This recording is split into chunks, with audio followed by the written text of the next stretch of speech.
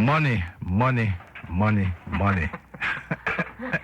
Nothing but money. A person can run for elected office without having to spend an elaborate amount of money on TV and radio to get a message out. We've had a grassroots campaign, and we've proven to the people of South Carolina, the 4th Congressional District, and in our country, that if you believe in your message and you're committed to working hard and being dedicated to the people, you can convey a message that'll go to the homes and let people know that you can run, you can exercise your right, and you can make a difference.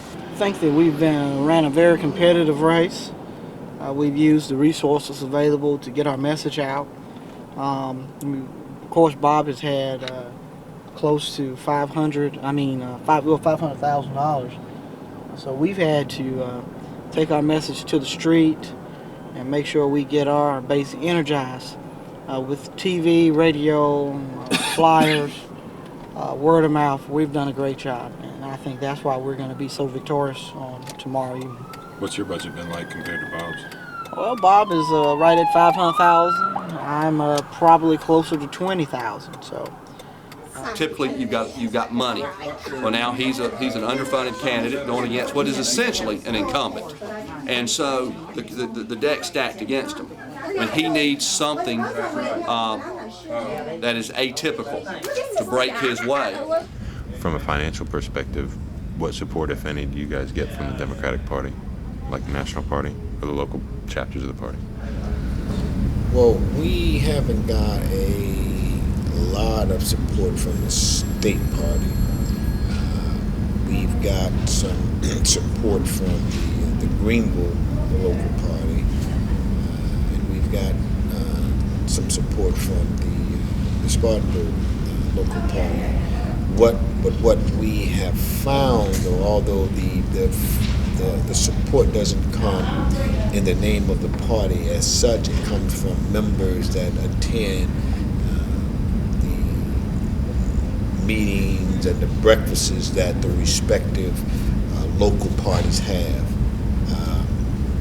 We haven't gotten any really support from the national party.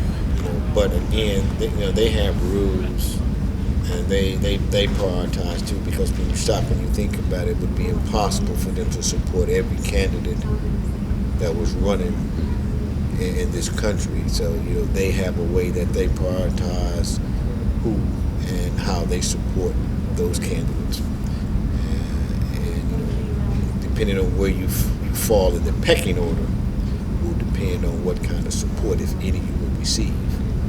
If you look at his donor sheet and you look at my donor sheet, I have persons in manufacturing, retired school teachers, retired ministers, persons that have had challenges to have a good quality living. He has more doctors than I have and more corporate money. But I'm proud of people who give to me because they believe in what we're doing. And I think that's what's going to ultimately make the difference in this election, because you can only suppress the voice of people for so long. He believes that the everyday working man can enter politics, win, and have an impact. Because if we stop and we think about the Constitution and government, government is for the people, by the people. So that means a person that doesn't have a war chest should be able to run for public office. But unfortunately, it has evolved into a system where if you're not really wealthy, you can't really run for politics. Politics should be the candidate who you feel represents you and your values. And I think that money has reshaped and redefined how we have elections. And we have to fight hard to make sure that we get it back to where persons of all backgrounds have an equal shot of winning, and that the playing field is level, and that we can make a difference in impacting people's lives. So we've been successful, we're going to continue to be successful, and we're going to do well.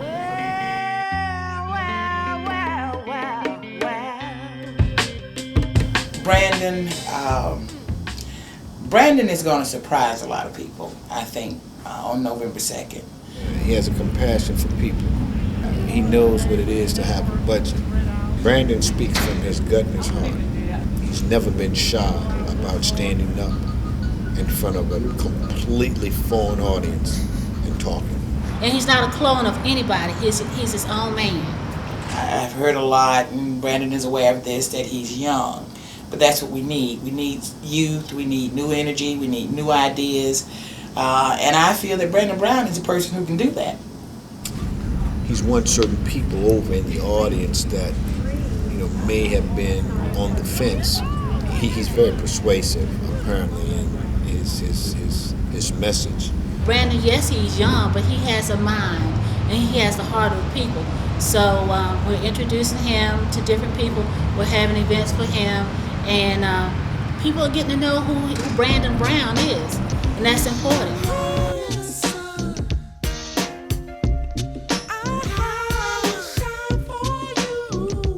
Well, the editorial staff with Spartanburg Herald-Journal is going to be here. And then we have another interview with one of the reporters. So we're looking forward to that, looking forward to some tough questions, talking about the issues that involve people in Spartanburg County.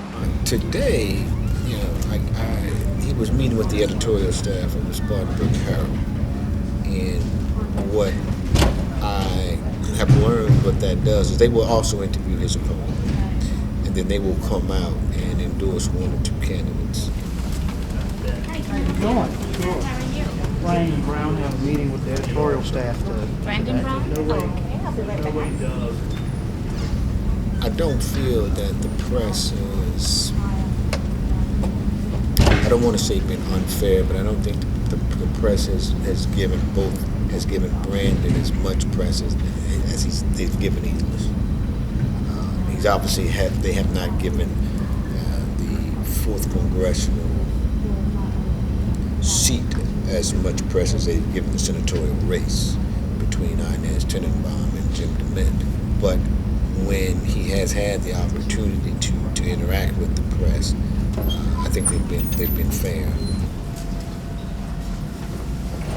Wonder, this is the best part of interviewing with media, getting the opportunities to talk and address the issues that everyone's concerned about,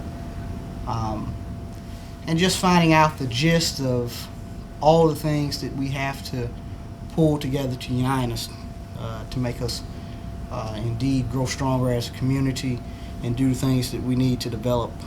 This is indeed a highlight of what we're doing. Again, I wouldn't say that they have been unfair, but I don't think that they have been, I don't think they've reached out as much as I think that they could have, and they haven't reached out as much as I would have thought they would, seeing that this is a congressional race. Particularly when you think of the fact that, first of all, he will be when he wins, he'll be the youngest to ever seek this office. He's the first African American to ever seek this office. So, I mean, they could be a part of history.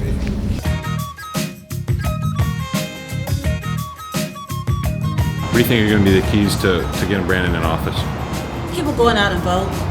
And now the hard part is really getting the people to the polls. And if we concentrate on our GOT efforts, our get out to vote efforts, we can pull this thing off. Brandon's chances, I think, are wholly dependent on turnout. The party gives support on many different levels. Financial levels, help strategizing, polling, statistics, and getting the overall base, which is the vote out. For any Democrat to win, they're going to have to depend on base voters. And when I say base voters, I mean our traditional constituents, your African American voters. And what they should do as candidates is make sure that they're exposed, that they interact, that they're visible. Change of address! Change of address! The projections, or the last projections that I heard, was that there would probably be 140,000 people that would vote in this election. 60,000 would probably be just straight Republicans. You have another 50,000 that would be straight Democratic. So that gets you to 110,000. So we, as well as our opponent, are fighting for the 30,000 that are remaining. Now, many of those are first-time registered voters, and historically, first-time registered voters typically fall in the majority of Democrats. And we're also hoping that a lot of that 30,000 that's still up for grab are African Americans. Well, that's how they broke it down to us. Who's they? Where'd you get the information? I got it from Brandon. But Brandon got it from someone, so he probably got it from some statistics. I think a lot of us are interested to see whether the enthusiasm that we all feel actually gets translated into numbers tomorrow. I mean, all of us feel like ourselves and the people we come in contact with are incredibly enthused. One, do the other side feel the same way? And does that translate into votes? And I think that's going to be the determining factor with an underdog candidate like Brandon. And so turnout, I think, can even out that hand a little bit better. And look, if we get turnout like some of us think might happen, who knows what would happen? So I think that's the key to Brandon winning tomorrow. We love the excitement of our surrounding our community. We love the engagement. We love to make a difference. And this is going to be a year where involvement is high. People are going to be participating. We're going to get the word out, and we're going to win some elections. And we're going to take some seats back, and we're going to make people's lives better. And I just believe that outside just saying Democratic, I believe the candidate is what's important. And I believe something that we discussed earlier, in order to have confidence in a person, you have to trust a person. And trust comes with listening and understanding what a person represents, what they believe in, and what we think that they bring to the table. And I think that is one of the reasons that I've been so successful, because we just bring a uniqueness to this election process that is not solely based on racial background, but it's based on whether my abilities are adequate enough to represent the people. And I am very happy that we have taken the message to the people, and we're going to get people to the polls, and they're going to vote, and we're going to walk away feeling better about our country, feeling better about what's going on, and making a difference. Attention, attention! Tomorrow's election day.